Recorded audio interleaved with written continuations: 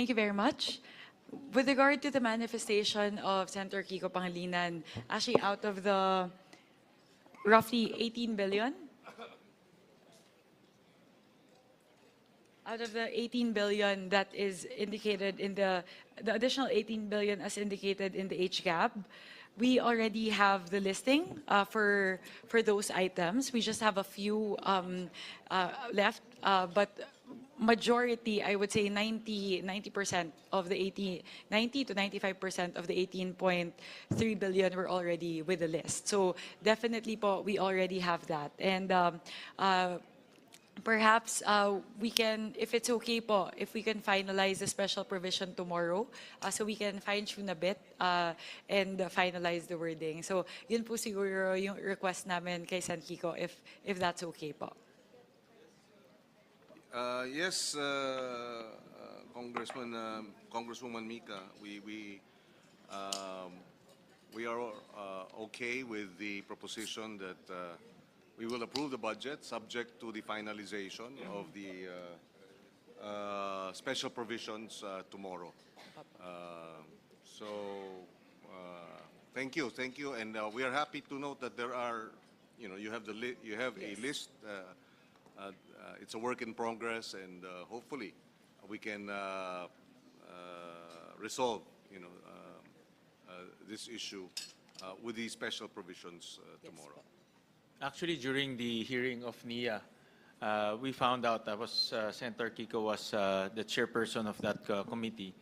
We found out that these projects are lump sum in the past years. They're huge amounts, to a tune of 12 billion to 15 billion, all lump sum.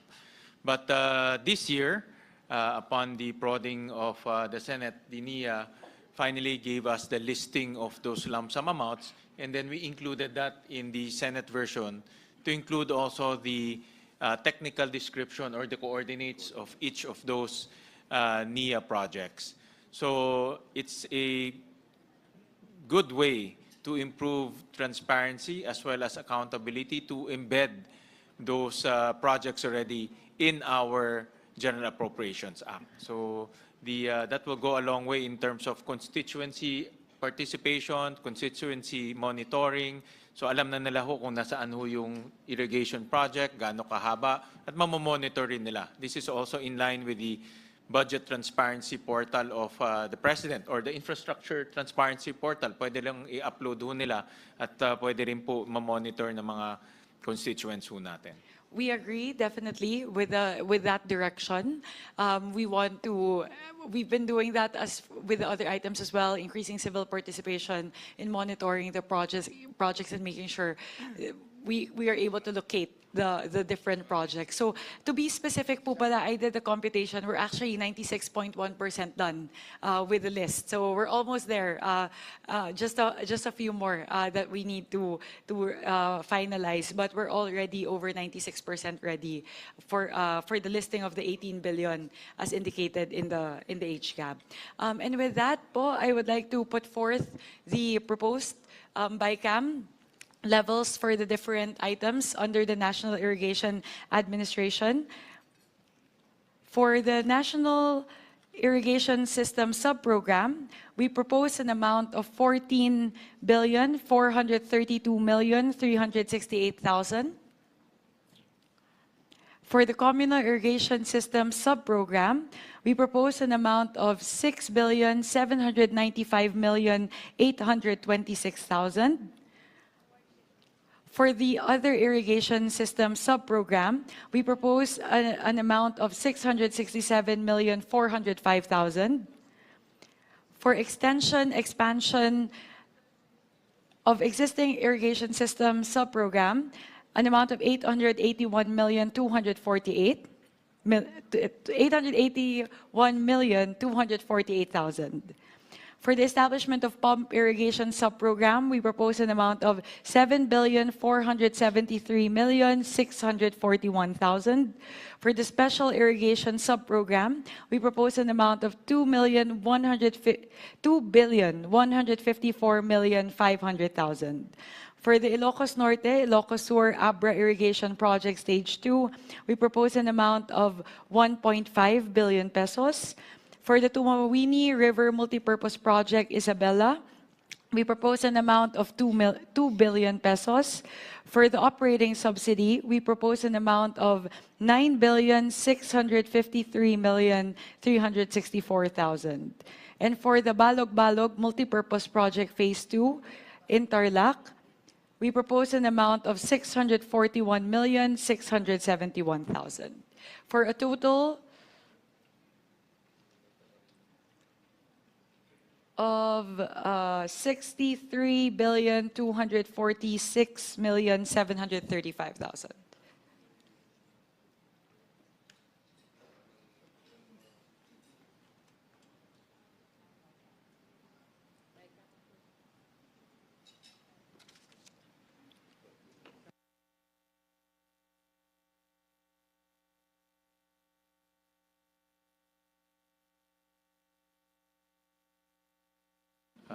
Any second? Second. Duly seconded. The budget of the National Irrigation Administration is hereby approved. Mr. Chairman, Subject to the submission of the details of the project Madam Chair, and the special provision. Yeah. We concur on the part of the House that the approval of the amounts would be subject to the finalization of the special provision tomorrow. Madam Chair. Yes, Representative Rufus Rodriguez. Yes, so we support certainly the proposals now, both houses. And let me just state that we agree that there should be a listing. And the House has already listed 97%. And then we have the coordinates. We want to have transparency. Cagayan de Oro lost a native son, a former employee of NIA Region 10, in the name of Kyle Antatico. Exactly 2 months today, in October 16, now December 16, there was an inurnment. He was into an inurnment ceremony. And so this death, we filed resolutions in the House to investigate because he was a whistleblower on what happened. He alleges what the NIA had done. And so this particular transparency is really the step in the right direction. And we thank our Chairman Mika Swansing, and of course we thank Kiko Pangilinan, Senator, and Senator Win, that there will be a list so that this list will guide everyone, the NIA, the public, so that we will exactly know where this big amount of 63 billion will go. Thank you very much, Mr. Chairman. Thank you very much for your kind words and your manifestation, Honorable Rodriguez. Thank you, Rufus.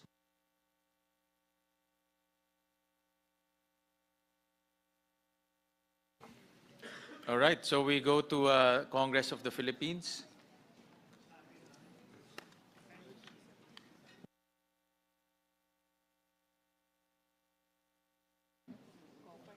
On the part of the House, we propose to maintain the current age gap level of 37,196,133,000.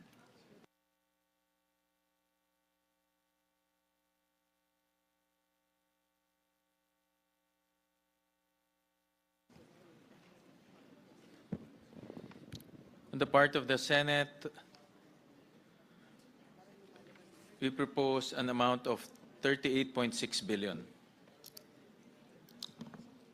pesos. Madam Chairperson. Any comments? Move to approve. Second. Duly seconded. The budget of the Congress of the Philippines is hereby approved. Now we go to Office of the President.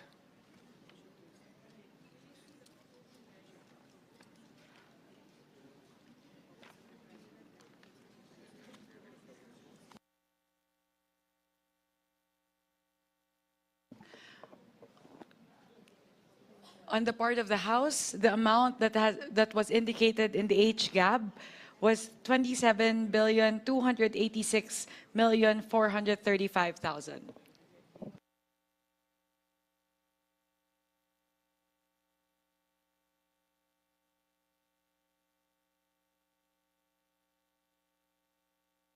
Office of the President, Senate proposed 28 billion pesos.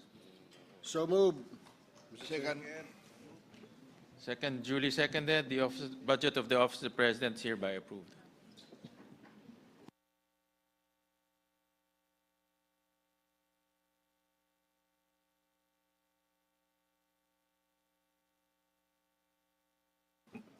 On the part of the House, the amount that was indicated in the in the HGAB was 733,198,000.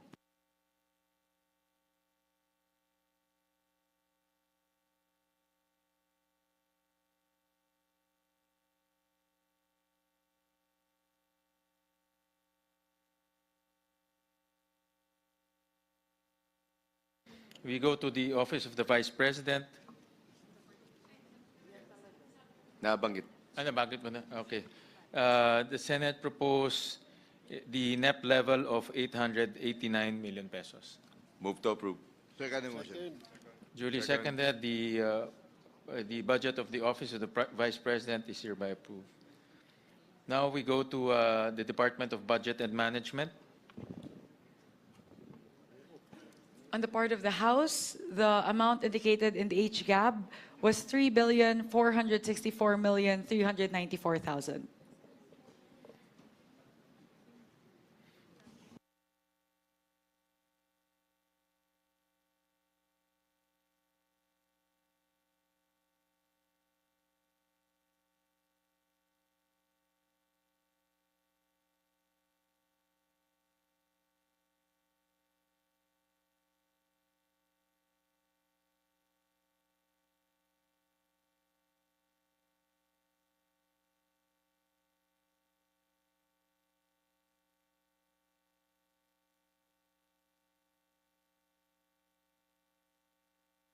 All right. So on the part of the Senate, the Office of the Secretary is 3 billion pesos. And there are realignments within the Office of the DBM. From General Management and Supervision Regional Office 6, MOE to 4.6 million to General Management and Supervision Negros Island Region, MOE, same amount. Preparation and administration and review of the budget of NGA, GOCC, SUC, and LGUs, and policy formulation, standard setting, and conduct of the results-based performance monitoring, evaluation, and reporting Regional Office 6, MOE, 500,000, to preparation, administration, and review of budget of NGA, GOCC, SUC, and LGUs, and policy formulation, standard setting, and conduct of the results-based performance monitoring, evaluation, and reporting Negros Island Region, MOE, for the same amount. Any motion? Move, Mr. Chair. Second. Duly seconded. Budget of the DBM, Department of Budget and Management is hereby approved. Now we go to the Department of Economy and Planning and Development.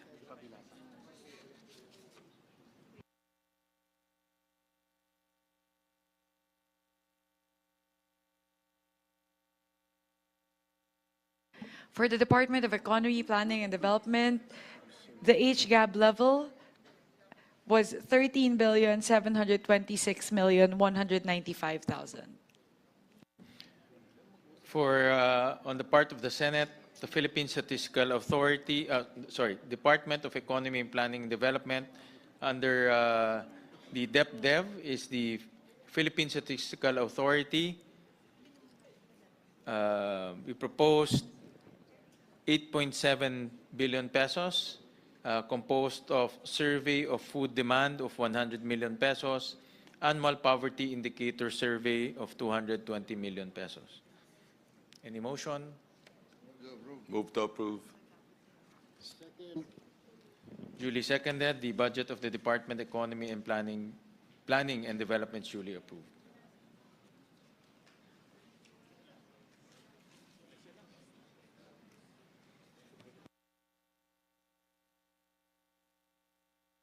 For the Department of Energy, For the Department of Energy, on the part of the House, we included an increase of 3 billion pesos, 3.002 billion pesos to the Department of Energy, broken down as follows. For the additional funding for the Philippine Gradiometry and Seismic Survey Project, or the PGSSP, an amount of 627,496,000 that is under the Office of the Secretary. And under NEA, for the CTO electrification program, we propose an increase of 2.375 billion pesos for the CTO electrification program. So that is a total for the Department of Energy, a total increase of 3,2,496,000 from the NEP level to the GAB level. for the Office of the Secretary, the Senate proposed a 2.9 billion pesos. And the digitalization project will be discussed tomorrow. Yeah. The digitalization project will be discussed together with the other departments tomorrow. My Any motion? apologies, Mr. Chair. I just realized that NEA is not yet included in this. So the proposed increase on the part of the House only for the Department of Energy is an increase of 627,496,000 for the Philippine Radiometry and Seismic Survey Project. So once again, the Senate proposed a 2.9 billion peso for the Office of the Secretary. Any motion? Move to approve. Duly seconded. The budget of the Department of Energy is duly approved. Now we go to the Department of Environment and Natural Resources.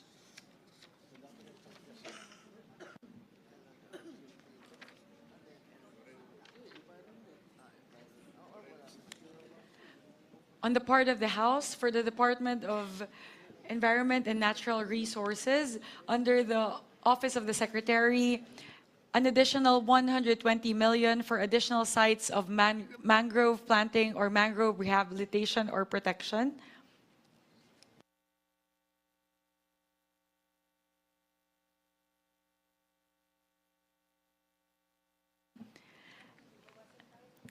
And then for the soil conservation and watershed management, the construction of one multipurpose facility, water supply and irrigation system, an amount of 150 million pesos. And under the EMB, for conducting of feasibility studies for waste to energy technologies, an additional 94 million pesos. So for the Department of Environment and Natural Resources, the House included in the HGAB an additional 364 million pesos. On the part of the Senate, we propose an amount of 19.2 billion pesos, composed of the following: forest development, rehabilitation, maintenance, and protection, 2.4 billion pesos; protected areas development and management, 2.2 billion pesos; natural resources assessment, 67 million pesos; management of coastal and marine resources / areas, 423 million pesos; conduct of special studies, design, development in support of forestry, mining, and environmental management operations, including climate change resilience, 371 million pesos; general management and supervision, 4 billion pesos; human resource development, 434 million pesos; digital transformation and environment and natural resources information system, 1.1 billion pesos; Environment and Natural Resources, Education, Communication, Stakeholder Engagement, Partnership, 218 million pesos. Legal Services to support environment and natural resources law enforcement, 392 million pesos. Formulation and monitoring of ENR sector policies, plans, programs, and projects, 833 million pesos. Natural Resources Management Arrangement / Agreement and Permit Issuance, 1.6 million pesos. Operations against illegal environment and natural resources activity, 110 million pesos. Ang yellow. Protection and Conservation of Wildlife, 25 million pesos. Land Management and Governance, 2.1 million pesos. Billion pesos. Environmental and Management Bureau, 3.4 billion pesos. Composed of implementation of clean water regulations, 587 million pesos. Planning, policy formulation, management information system, and support to climate change, 394 pesos. Million pesos. Mines and Geosciences Bureau, 1.8 billion pesos. Quick Response Fund, 10 million pesos. National Mapping and Resource Information Authority, 1.9 million pesos. General Management and Supervision, 191 million pesos. Any questions or motion? Mr. Chairman. Representative Rufus Rodriguez. Thank you, Madam Chair.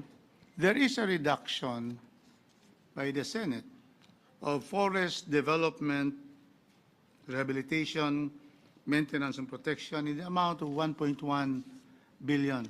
I appeal that we follow the HGov of the House because there is need to protect and maintain our forests. So this is a 1.1 billion decrease. Also for conduct of special studies and so forth, including climate change resilience, there's a reduction of about 13 million pesos. So I seek for reconsideration for these amounts and that we ask that the HGov amount of 28 billion 466 122,000 be the one adopted, the House and the HGov, Mr. Chairman. Because we are reducing forest development, rehabilitation, maintenance, and protection. Very important. We recognize the Vice Chairperson of the Subcommittee on DNR. Thank you very much for that comment. If there was anyone in this room who cares so much about forests and our environment, I think I would be one of the first. You know me. However, what you mentioned, the program you mentioned, covers a national greening program. I have been defending this budget from the time of Secretary Tahe. I've seen how the national greening had evolved, and to date, we've spent 60.7 billion on this program. I don't see any improvement, and I think it is even worsened through the years. And this is already the expanded national greening program. Someone mentioned, para tong Napoles. We can't even monitor where the trees are. And Mr. Chair, I just did not cut it. I met with them. We had TWG. How many times? Several times. I even got an outside consultant. And in the wake of all these flood control issues of ghost projects, I cannot stand on the floor to defend the whole budget of the National Greening Program the way it is conducted. Allow me to cite some figures and put it on the record. Again, with due respect to the Secretary now and the previous secretaries. As I said, I've been defending their budget since the beginning, day one of this NGP. And I recall the former Senator Serge Osmeña would talk like this when I was defending it. Pinagbigyan ko, dinefend ko ng dinefend. Ito expanded NGP na. Just for the record, Despite 60.7 billion spent from 2011 to 2025, national forest recovery remains very modest. Verified forest gain is just 386,793 hectares. National forest cover only increased, according to NAMRIA, from 2010 to 2020 by 5.6%. And this is inconsistent with the magnitude of spending and the reported planting. The actual verified forest recovery is very small compared to the reported planting. Again, NAMRIA data show that from 2010 to 2020, forest cover increased by only 5.66%. And about 81% of reported plantings did not become forest, whether due to natural losses, false or inaccurate reporting, or because young plantations have not yet formed a full canopy detectable by satellite imagery. Whichever is the reason, 81%. Now, third-party validation. Kumuha sila. Third-party validation by highly technical consultants commissioned by the DNR yielded very low results. Average survival rates were found to be as low as 3%. 3%. The monitoring and evaluation systems are weak and were implemented very late. For the first 7 years of the NGP, and I was there from the beginning, I was defending their budget from the beginning, and the early years of the expanded NGP, the DNR had no functional and independent long-term monitoring framework. And COA reports, read all the COA reports. It repeatedly noted the absence of geo-reference baselines, standardized survival measurement protocols, and post-maintenance tracking. The tools that should have been foundational, meaning third-party validation, satellite-based checks, or consolidated digital monitoring system, were only funded in 2018 onwards, long after billions have been disbursed. In short, it started 2011, but they only did their monitoring or third-party validation 2018. So I feel guilty. Been funding it since 2011. Earlier accomplishments were self-reported, unverifiable, and vulnerable to inflation. This structural weakness severely undermines the credibility of reported planting figures, survival rates, and expenditures. I can go on and on. Ang haba po nito. Hindi ko naman ziniro yung nagtira tayo ng ilan? More than 500 M. We just have to have a reset. And I talked to Secretary Lutilia, and he said, of course, it's new. I said, you know, we can support you in the next year, but just prove to us that from 2011 to 2025, meron nabubuhay at meron naman improvement sa forest cover na wala naman tayo. So, the remaining amounts, just to be sure there is no corruption, will be focused on planting on protected areas where the plants or the trees can be regularly monitored and protected. As you very well know, under our expanded NIPAS, a National Integrated Protected Area System, we have over 120 protected areas. So at least if it is in protected areas, it is earmarked for that. May mag-monitor yung mga PAMBI, nandyan sila. So those are the reasons, and I can say more. Let me just put this into the record. So frustrated because I used to increase them. Whatever their NEP was before, HGAB, I would increase them in the Senate for so long. It's the first time I cut them. Senator Cynthia Villar used to cut them a little. But it breaks my heart. But how can I stand for this? I'll be answerable to the Filipino people. It breaks my heart, really. But I did not totally delete it. I left 500 plus million. And I said, dapat yan sa PAs. and prove to me, the next year, babawiin natin. Pakita nyo. Sabi ko sa kanila. Mr. Yes, thank you. Chairman, Thank you, we Mr. Chair. really appreciate the, Senator Lauren Legarde. In 1998, Senator Lauren created and established the Luntiang Pilipinas.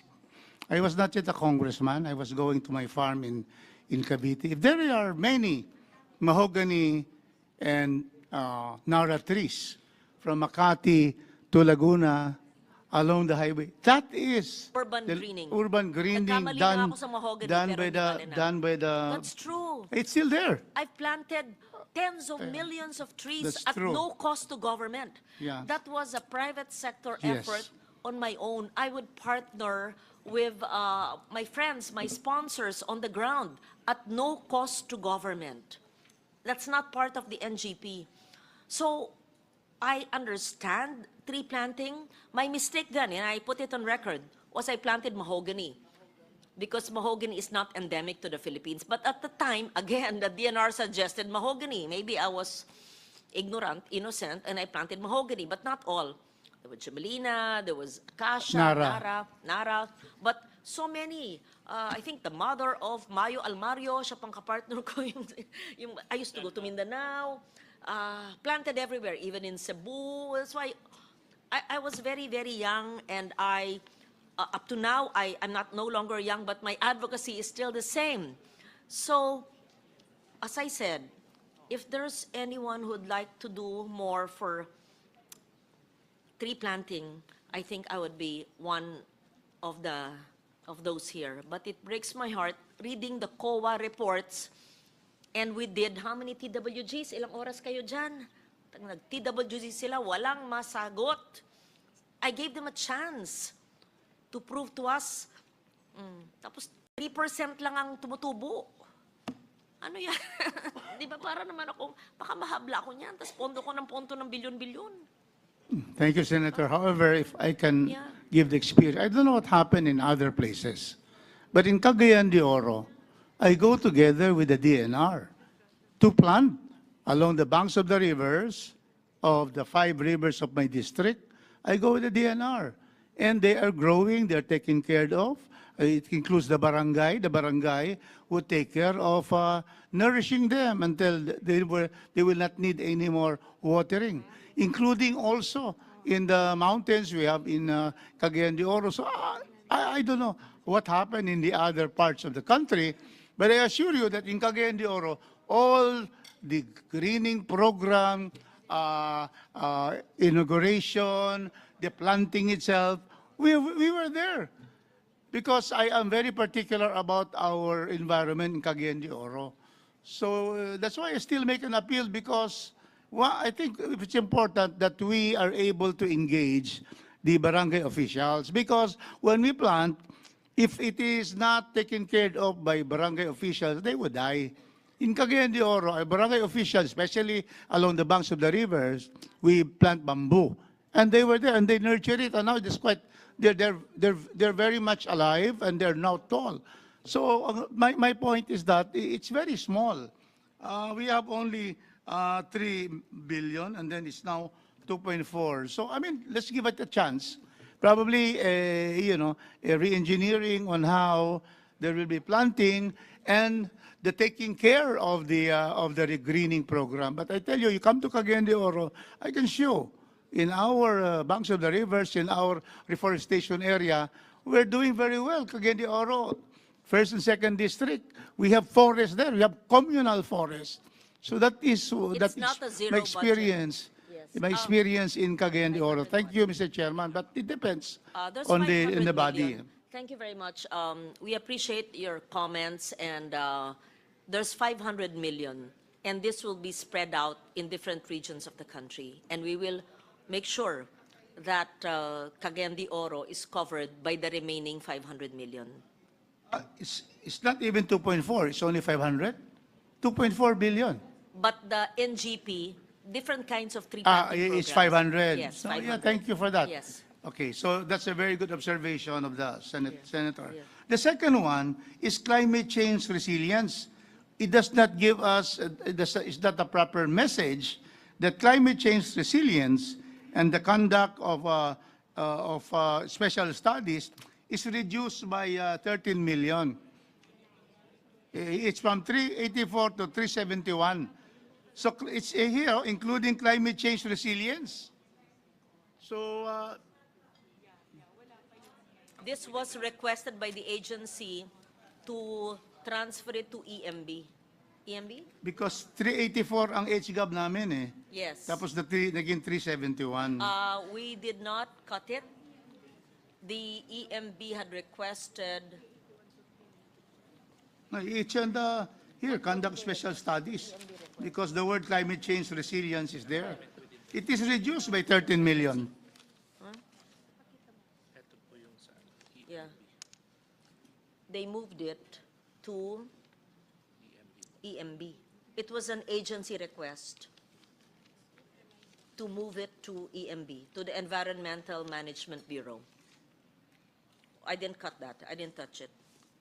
They just asked that it be moved to EMB.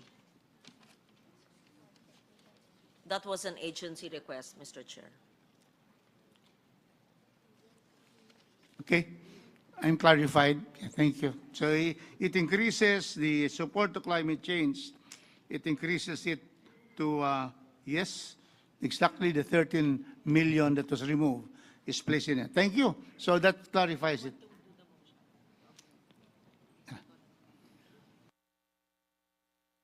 Having said that, I move that, is it okay na, DNR?